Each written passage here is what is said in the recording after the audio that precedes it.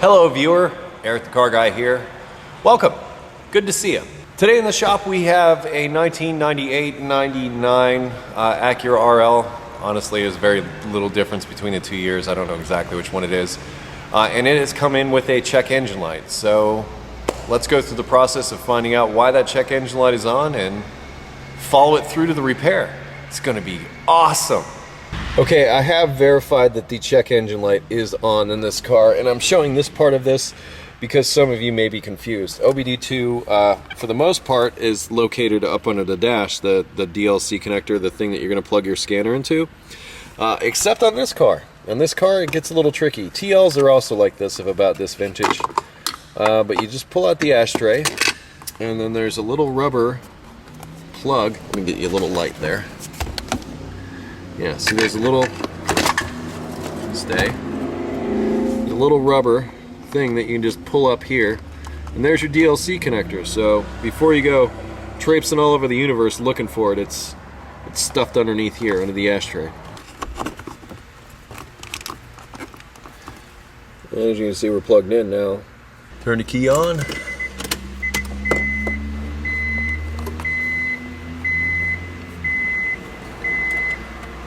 I push this button, by the way.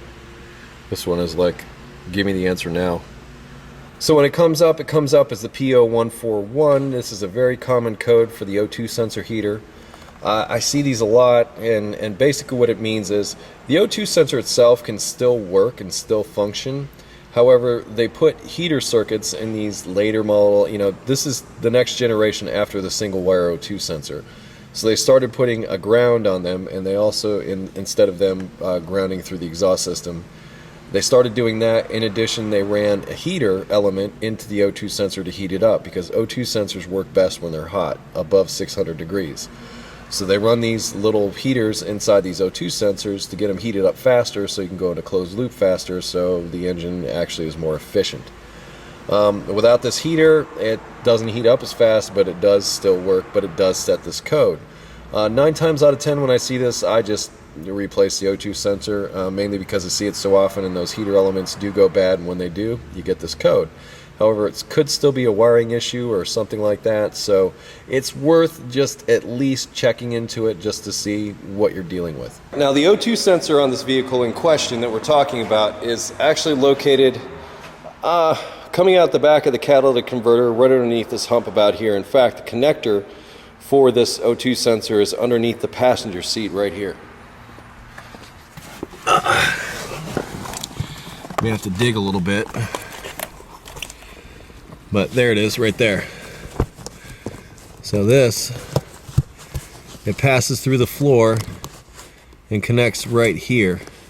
I'm going to remove stuff. We have sunglass holder, a Super Bowl that have found their way under here, but this is where it passes through the floor and goes down to the O2 sensor itself.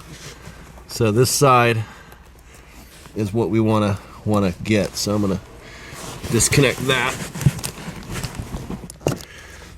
Okay, so this is the side of the connector that goes to the O2 sensor, and you'll see we have these wires going to it. The green wire is ground or earth. The white wire is the signal wire coming out of the O2 sensor, but the ones we're interested in for the heater are going to be these two black wires. These two black wires here go to the heater, and they go to those two bottom terminals. And all we really have to do to determine if our code is valid for this heater, to find out if this heater is dead, is check the resistance on those lower two terminals. If it's infinite resistance or some seemingly high resistance, it should be a fairly low resistance if it was a good O2 sensor. In fact, we can test our good O2 sensor when we go to swap this out to find out what a good reading would be, but basically I'm expecting to see infinite resistance on those two black wires, which are for the heater. Now, if we found out that was good and we still had our code, what we might do then is go to this harness side and then check to see if we have a 12-volt feed that's switched on with ignition on for this on those black wires, because if we weren't getting a 12-volt signal to this could also be the reason why we weren't getting or we're getting that code and we're not getting that signal. I have my meter here. I've set it up on the auto ranging scale for resistance. Like I said, I'm just looking for a big resistance here. I'm looking at about 1/2 ohm in my leads, just so that I know that.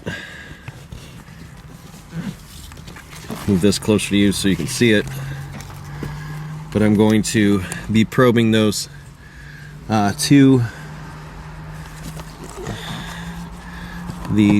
two black wires, which in this case are these lower ones on this sensor, and I'm on them right now, and I got nothing, not a zip,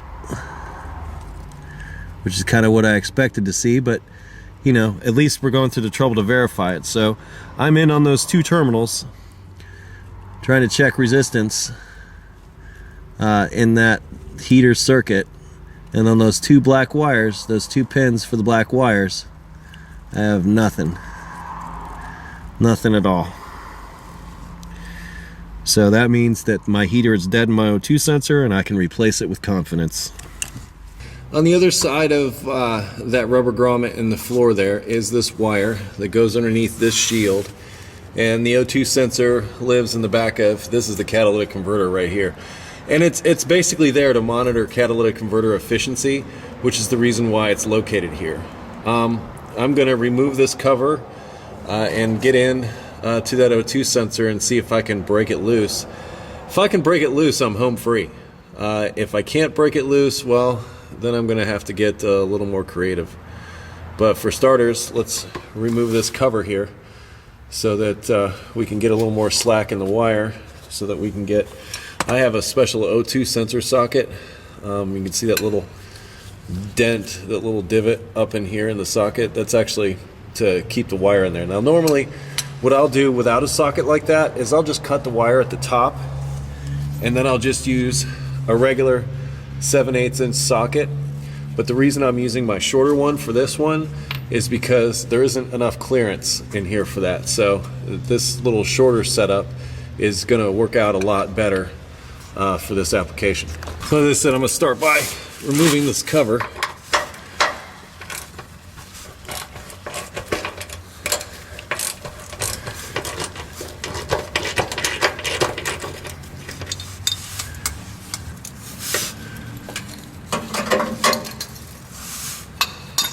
Now I'm going to see if I can get up inside and get onto this O2 sensor to get this wire off of here. Right, now to make this thing ready, I'm going to take it and basically push it back down through the floor.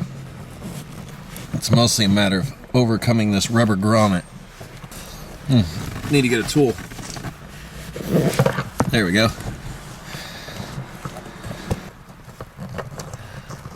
Just barely fits down through that hole right there. You can probably just barely see. Now let's get it out of the exhaust. Okay. I can actually take this stuff away from the body. You're sort of pushing on the inside of these clips, and they come out like that. There's little tabs that stick up. You don't have to break them.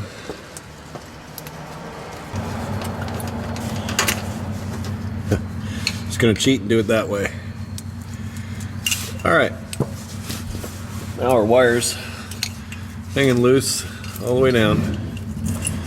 Like I said, I'm gonna try to use my special O2 sensor socket to make this happen. And actually, I'm just going to compare the length of my new sensor wire to my old one, and it looks like I've got the right length. So I'm actually going to go ahead and cut this wire right here. just to make it easier.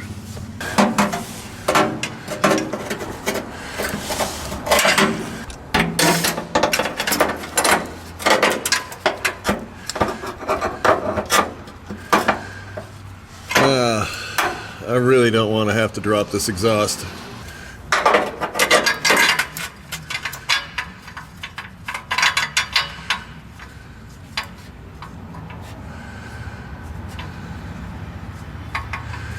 Let's see what I can do to maybe get a ratchet or something else up in here to get onto this, because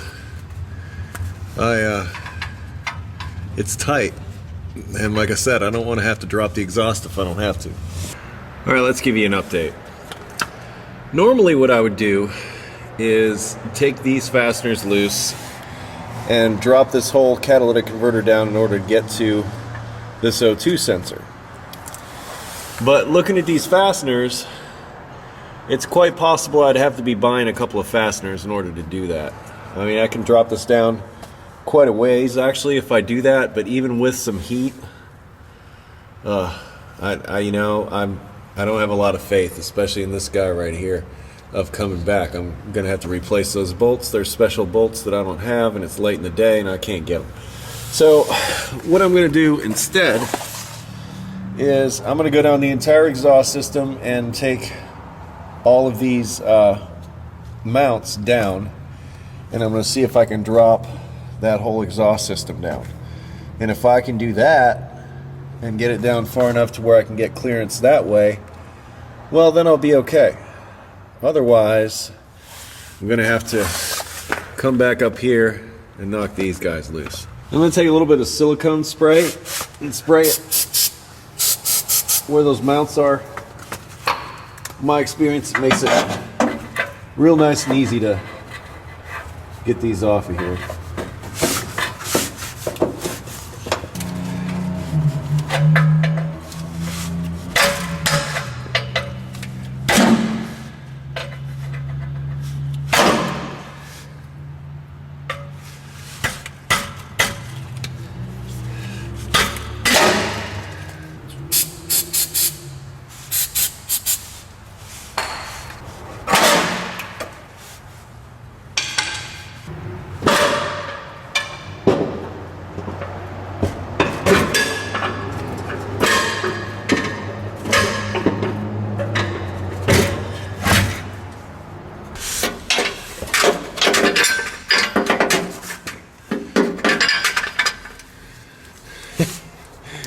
Yeah, just a regular old 7/8 inch wrench, and I'm just gonna hit it with the palm of my hand and put the box end up in there. Trying to knock this sucker loose. Maybe a hammer, or I'm gonna use that 2-wrench locked together method. Yeah. I'm gonna go get me another wrench. You can take 2 wrenches of about the same size. You got the box end in there, you can loop it around like this, and it will give you that much more leverage. Now that either stripped it or knocked it loose, I'm not sure which. And it's loose. Yay. I'm super glad that I didn't have to take the exhaust loose other than to drop it down like this. That would have been not so fun.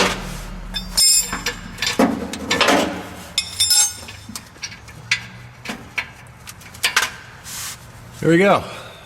Our old sensor is out. Some of you might be saying, "Hey, Wick, what is the resistance on a good sensor?" Good question. Let's find out. Remember, our 2 black wires are the wires for the heater assembly.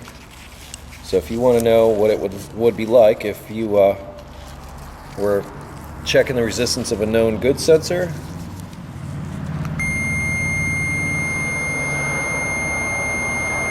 looks like about 16 ohms is what you'd be looking for. So that was just checking the 2 black wires here.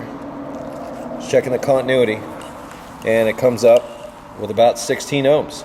Before you install the sensor, you may note that you have a little tube of anti-seize that came in the packaging. Well, I have some of the very same anti-seize here, and what you want to do is you want to put that on those threads, and you do that namely so that you can remove it again, but try to stay away from getting any on the sensor element itself. And remember, these little holes up here are important because they also are part of the O2 sensor operation, so don't get any grease, oil, especially silicone up in here. So just make sure that you put a light coat of anti-seize on those threads before you install it, and you'll be awesome. Installation is pretty much reverse of removal. So for this time, you definitely want to keep your wire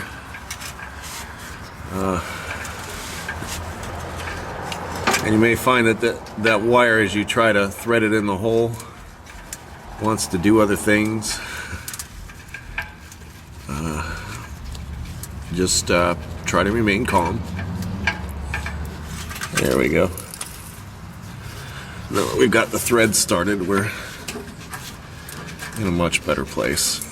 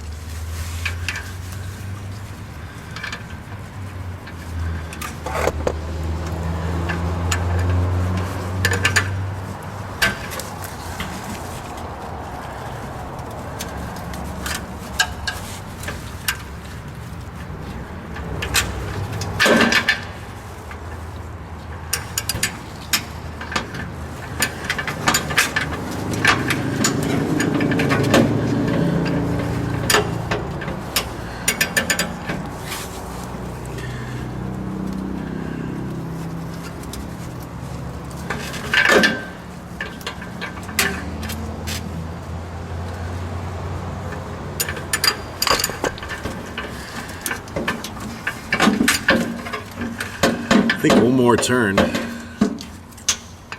I'll be happy.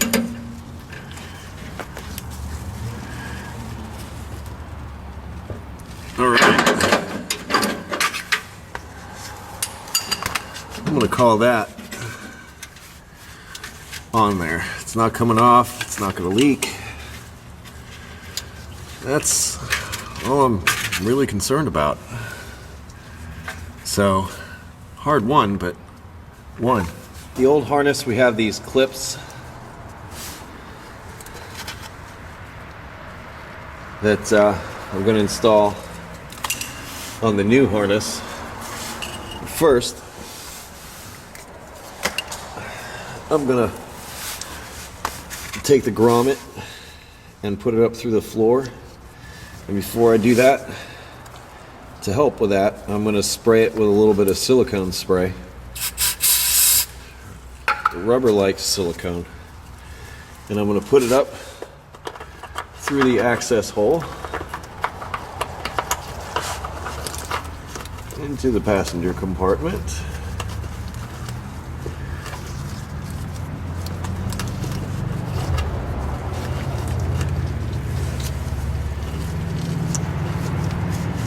Then take the rubber grommet, push it up through, and pull it back down through, and I think that about covers it. Retainers go in like this. These just split open, by the way, and can fit right over. One there, one there.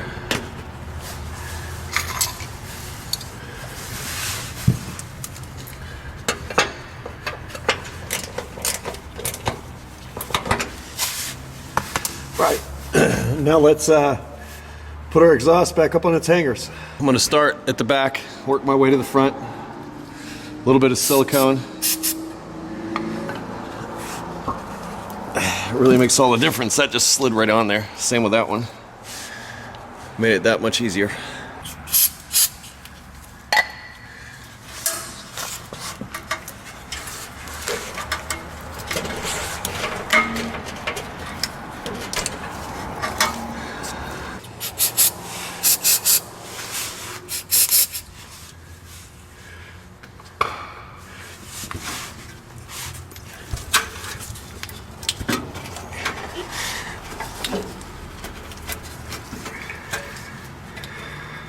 It's a piece of my glove.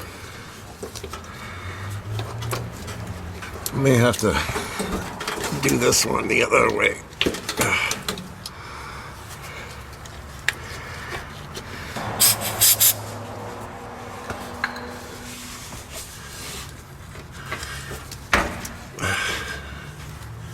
Done. Really only one thing left to do, and that's hook this guy back up.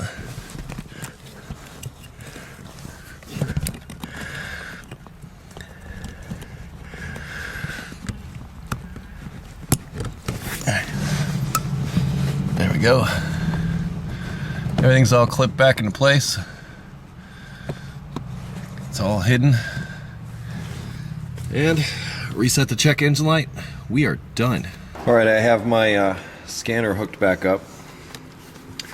And what I will do is go down to erase codes, or vehicle diagnostics. Yes. Erase codes. Yes, I am sure. Check engine light's now out. If we won, it'll stay out. I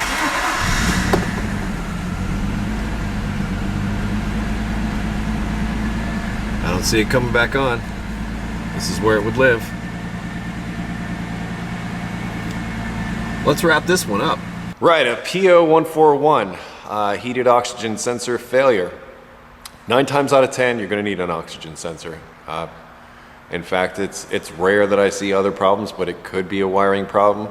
So just take the 2 seconds and check the resistance on the heater circuit. On Hondas, for the most part, it's going to be the black wires, and I think actually on most of them, because I actually think Bosch, well, Denso made this sensor that I put in here, but Bosch makes a lot of O2 sensors. In fact, they started making them. Some people even call them a lambda sensor. Same kind of thing. And they use that heater to basically get the sensor to its operating temperature, which is about, I think it's like 600 degrees or something like that, to get it to that point faster. The faster that sensor gets up to temperature, the more efficient it can be. And this sensor, that's the secondary sensor, is for catalytic converter, to monitor catalytic converter efficiency. It's not there adjusting fuel trim. It's really there to keep an eye on the catalytic converter to make sure it's doing its job. I'll get into that diagnosis some other time. That would be a P0420 that you would run into. And you'd be looking at those O2 sensor readings both before and after the catalytic converter to get a better idea of what's happening. But this is the P0141 video where the heaters go bad. And they do go bad on occasion. I guess the hardest thing you're going to have to figure out is what bank is what if you have a V6 like this one is. It's pretty easy on this. There's only 3 O2 sensors, so anything with the number 2 is going to be the sensor in the back. But on some, there's multiple sensors, and there might be 4 sensors or whatever, and figuring out which is which. Bank 1 is always the one with number 1 cylinder. So, and that'll be if you're looking at the engine, it'll be offset slightly. One side of the engine will be a little further ahead than the other, just because of the offset of the crankshaft that you have to have in order to have a V-shaped engine and a single crankshaft. So look for the engine, or look at the engine in the V shape, and see which bank is farther forward, and that'll be bank 1. I hope that information is useful to you. Anyway, I am Eric the Car Guy. Google+, Facebook, Twitter, you can always find me there. Also at EricTheCarGuy.com. And if you have automotive questions, you can head over there and ask our friendly little search function. Just type in a couple of keywords there, or if you don't get an answer there, head over to the forum. And something else I have started doing is I'm going to take these repair videos and post threads to them along with the video. I can actually post this video in the forum. And if you want to have a discussion, more in-depth information about this, feel free to stop over and see us there. I'll post the link in the description to that thread so you can just go directly to it. And you can sign up for the site, it's free. All you need is an email address. So if you want to talk about this further, we can talk about it there. Other than that, I'm going to sign off with be safe, have fun, and stay dirty. And I sure as heck hope this information was useful to you. I'll see you next time. Bye-bye.